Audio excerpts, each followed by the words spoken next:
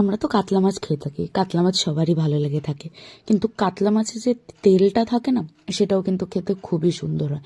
আর এখন এই শীতে সব রকমের সবজি পাওয়া যাচ্ছে, এই সবজিগুলোর সাথে যদি কাতলা মাছের তেলটাকে রান্না করা হয় না, হেব্বি লাগে খেতে। তো চলো আজকে আমরা শেয়ার করছি হচ্ছে আমাদের ঘরে এই কাতলা মাছের তেলটা কিভাবে রান্না হয়। হ্যালো বন্ধুরা, কেমন আছো তোমরা? নিয়ে চলে এসেছি নতুন একটা ভিডিও।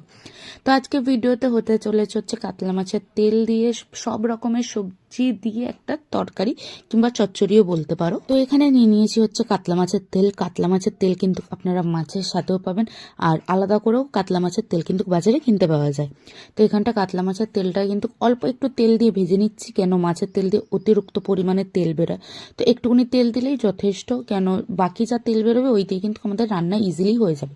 তো কাতলা মাছের তেলটা যতক্ষণ ভাজা হচ্ছে, আমি কিন্তু এর ভেতর নুন হলুদ দিয়ে দিয়েছি।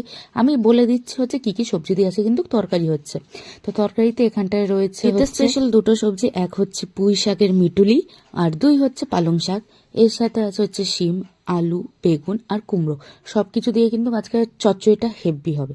তো প্রথমে এইদিকে দেখুন তেলটা আমার ভালো করে ভাজা হয়ে গেছে। এর ভেতর আমি দিয়ে দিচ্ছি হচ্ছে কোচানো পেঁয়াজ আর কাঁচা লঙ্কা চেরা। কাঁচা লঙ্কাটা আপনাদের স্বাদ মতো দেবেন। আর এই তেলের ভেতরে কিন্তু পুরো রান্নাটা হয়ে যাবে। দেখতে পাচ্ছেন কতটা পরিমাণে তেল ছেড়ে দিয়েছে। তো পেঁয়াজ আর লঙ্কাটা ভালো করে ভাজা হয়ে গেলে এর ভেতর দিয়ে দেবো হচ্ছে সমস্ত সবজি এক্সেপ্ট পালং শাকটা, কেন শাকটাও তাড়াতাড়ি গলে যাবে। এখানটা অনেক কিছু আছে যেগুলো গলতে টাইম লাগবে।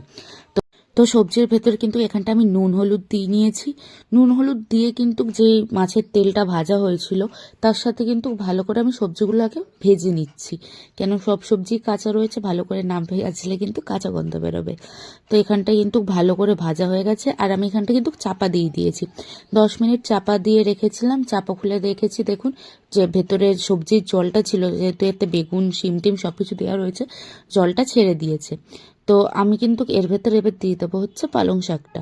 আর রান্নাটা কিন্তু পুরোটাই জল ছাড়া হয়েছে, কেন এর ভেতর মিটুলি রয়েছে, বেগুন রয়েছে, আর এখানটা দিয়ে দিচ্ছি পালং শাক, কেন এগুলো থেকে কিন্তু অনেকটা পরিমাণে জল বেরোয়।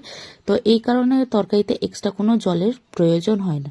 তো শাকটা দিয়ে কিন্তু সঙ্গে সঙ্গে আমি নাড়াইনি, শাকটা একটু ঢেকে রেখে দিয়েছি যাতে শাকটা নরম হয়ে যায়। আর নরম হয়ে গেলে কিন্তু আমাদের শাকটা নাড়াতে সুবিধা হবে, আর সব কিছুর সাথে মিশতে সুবিধা হবে। তো 2 মিনিট ঢাকা দিয়ে রেখে কিন্তু খুলে আমি সব কিছুকে ভালোভাবে মিশিয়ে নিয়ে আবার ঢাকা দিয়ে দিয়েছি। এমনি কিন্তু ঢাকা দিয়ে দিয়ে পুরো রান্নাটাকে করে নিয়েছি। লাস্টে যখন একটুকুনি জল থাকবে আর সব সবজি সিদ্ধ হয়ে যাবে, গ্যাসটা জোরে করে কিন্তু জলটা যে আছে সেটাকে কিন্তু মেরে নিতে হবে। আর এই চচ্চড়িটা খেতে কিন্তু খুবই ভালো হয়।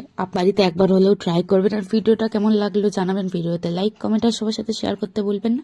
আর চ্যানেল নতুন হয় চ্যানেলটিকে অবশ্যই সাবস্ক্রাইব করবেন। দেখা হবে নতুন একটা ভিডিও, নতুন একটা রেসিপির সাথে। ততক্ষণের জন্য বাই।